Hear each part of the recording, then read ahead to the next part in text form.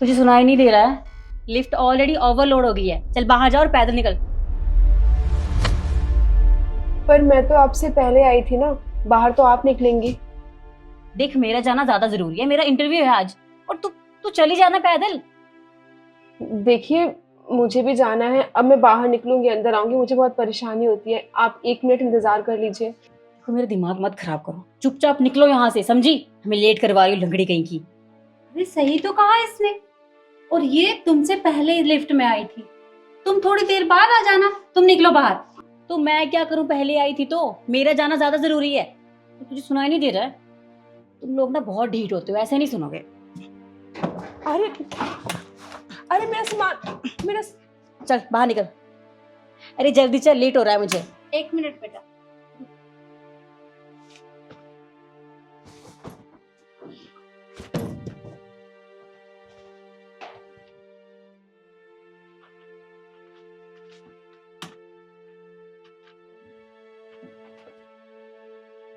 तुम चली जाओ बेटा, मैं थोड़ी देर बाद आ जाऊंगी।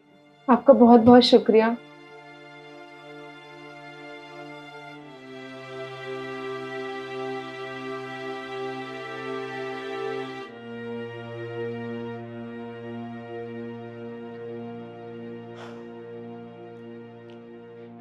एक्सक्यूज मी, क्या आप मुझे बता सकते हैं मेरा इंटरव्यू कब होगा? सुबह से शाम हो गई मुझे बैठे बैठे, मुझे किसी ने बुलाया नहीं अभी तक, क्यों?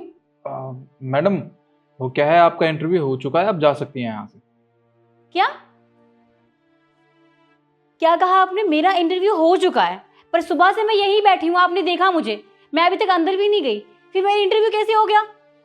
मैडम देखिए, मैंने कहा ना, आपका इंटरव्यू हो चुका है और आपको इस कंपनी में सिलेक्ट नहीं किया जा रहा। आप प्लीज़ जा सकती हैं यहाँ से। ना इंटरव्यू हुआ और आप बोल रहे हो कि सिलेक्शन में नहीं हुआ। हद होती है, यहाँ चल क्या रहा है? हाँ देखिए, मुझे आपकी बॉस से मिलना है अभी के अभी।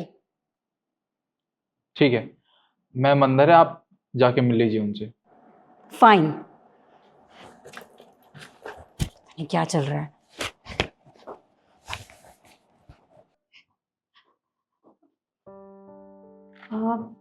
आप तो वही हो ना जो लिफ्ट पर मिली थी मुझे? हाँ, मैं तो वही हूँ। पर तुम यहाँ क्या कर रही हो? तुम अभी तक गई नहीं? हाँ, वो मेरा इंटरव्यू है, मैं इसलिए आई थी। बट आपके स्टाफ कह रहे हैं कि मेरा इंटरव्यू हो चुका है और मेरी कोई सिलेक्शन भी नहीं हुई। मैं पूछ सकती हूँ कि जब मेरा इंटरव्यू हुआ ही नहीं है तो सिलेक्शन किस बात की करी आपने? पर तुमसे ये किसने कहा कि तुम्हारा इंटरव्यू नहीं हुआ? इंटरव्यू तो तुम्हारा हो चुका है, क्योंकि तुम्हारा इंटरव्यू तो बाहर लिफ्ट में ही हो गया था, जब तुम उस हैंडीकैप लड़की के साथ बदतमीजी कर रही थी। मतलब ये कि मैंने अच्छे से देखा कि तुम उसके साथ किस तरह से बिहेव कर रही थी। तुम मुझे एक बात बताओ, अरे उसे तो अपाहिज भगवान ने बनाया है, लेकिन तुम क्या दिमाग से अपाहिज हो जो उसके साथ इस तरह का बर्ताव कर रही थी? अरे तुम्हें पता भी है तुमने किया क्या है उसके साथ? तुमने उसकी इंसल्ट की है, उसे धमकाया, और तो और उसका सामान भी लिफ्ट से बाहर फेंक दिया। अरे तुम होती कौन हो ये सब करने वाली? अगर तुम थोड़ी देर बाहर वेट कर लेती तो क्या लिफ्ट दोबारा नहीं आती वापस? पर नहीं, तुम्हें तो उसका सामान बाहर फेंकना था और तुमने वही किया। तो मुझे तुम्हारा इंटरव्यू लेने की अब कोई भी जरूरत नहीं है, क्योंकि मैं तुम जैसे लोगों को अपनी कंपनी में रखना ही नहीं चाहती। तुम यहाँ से जा सकती हो। पर मैम, ये कोई रीजन नहीं हुआ मुझे ना रखने का। अब अगर मैंने अपने बारे में सोचा तो उसमें गलत क्या है? मैं लेट हो रही थी, मेरा इंटरव्यू था। अगर मैंने अपने लिए बोल दिया तो उसमें कोई गलत बात नहीं है। अरे वही तो बात है कि तुम सिर्फ अपने बारे में सोचती हो। तुम्हें पता है, मेरे ऑफिस के अंदर जितना भी स्टाफ है, उन लोगों के अंदर इंसानियत है। वो एक दूसरे की हेल्प करते हैं, हर काम में एक दूसरे की मदद करते हैं। और तुम बहुत मतलबी हो। तुम सिर्फ अपने बारे में सोचती हो, दूसरों के बारे में नहीं। तुम्हें यह भी नहीं दिखता कि तुम्हारी वजह से कोई इंसान कितना हर्ट हो सकता है, किसी को बुरा लग सकता है। लेकिन तुम्हें इस बात से कोई मतलब नहीं है, और तुम जैसे मतलबी लोगों की मेरे ऑफिस में बिल्कुल भी जगह नहीं है। इसलिए तुम यहाँ से जा सकती हो। ओके, बट मैम आप मेरा एक बार सीवी चेक कीजिए, और मैं आगे से कभी ऐसा नहीं करूंगी प्लीज। और वैसे भी ऑफिस में काम मैटर करता है, ना कि वो सब।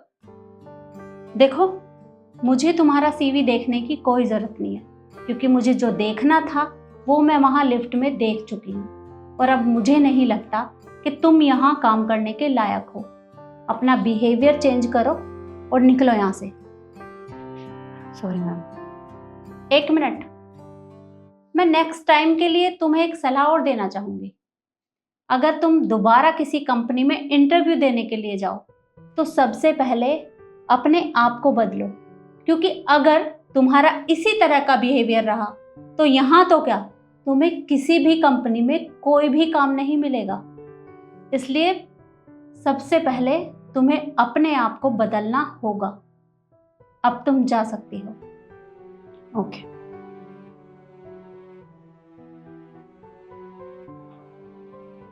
और यही बात मैं आप लोगों से भी कहना चाहूँगी कि हमें कोई हक नहीं है कि हम किसी की इस तरह से इंसल्ट करें, क्योंकि हमारा ठीक होना या ना होना ये सब भगवान के हाथ में है। लेकिन हमारे हाथ में है कि हम किसी को दुख ना पहुंचाएं। और वीडियो आपको कैसी लगी कमेंट में ज़रूर बताएं और ज़्यादा से ज़्यादा शेयर करें। धन्यवाद।